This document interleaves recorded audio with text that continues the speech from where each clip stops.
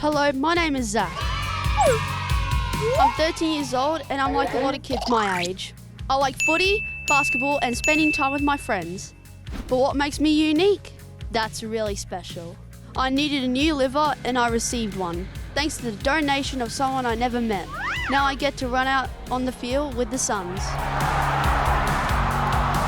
shoot some hoops with my friends and kick the footy with my dad. I know there's lots of questions about organ donations, especially kids who need one. So I asked 3 kids on what questions they need answers to. To help me answer, Charlton's here. Let's get into it.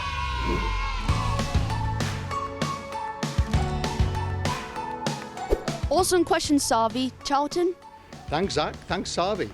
All organs are really important to be transplanted in adults and children.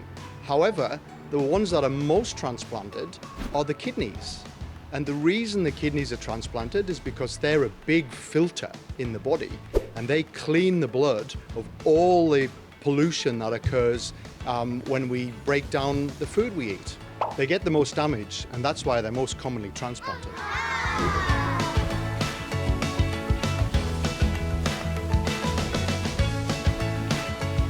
That's different. What do you think, Charlton? Oh, what do I think? That's a really difficult question, Oliver. I don't think the science is out there on that, but what I can tell you from my experience with dealing with children who've had transplants is that they do feel different when they've had a transplant. And that may be because they gradually feel better from what they've had before. It may be that they have different medicines to help their transplant, and these affect their body in different ways, including their taste. And it may be that they kind of feel different and want to feel a little bit different. And your whole mind and body change. And when you've been really sick, to suddenly starting to feel really better, it's a major change in your life. I don't know the absolute answer to that, but what I can say is people generally do feel different.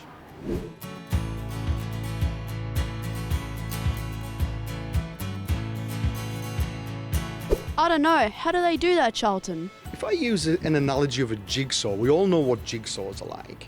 And when you open the box and all the pieces are apart, that's what we have to put together.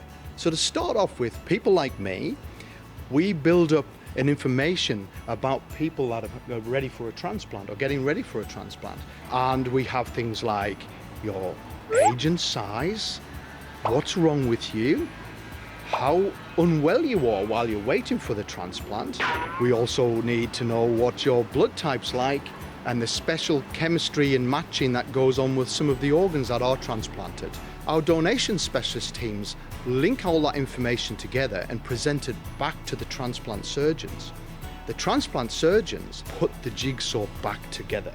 When they put that jigsaw back together and they make the match between that donor organ and the recipient boy or girl, that's when it starts to come about. What can life look like after organ donation? Mate, that's a great question. For children who've had a transplant, the options are wide open. So I've been doing this for a very long time, and I can tell you that children have grown up to be all kinds of different people. Scientists, pharmacists, doctors, builders, educationalists. They've traveled the world. But what I'm really saying is, the future's wide open. You can be who you want to be. And good luck. Thank you, Charlton, for answering all those questions. No worries, Zach.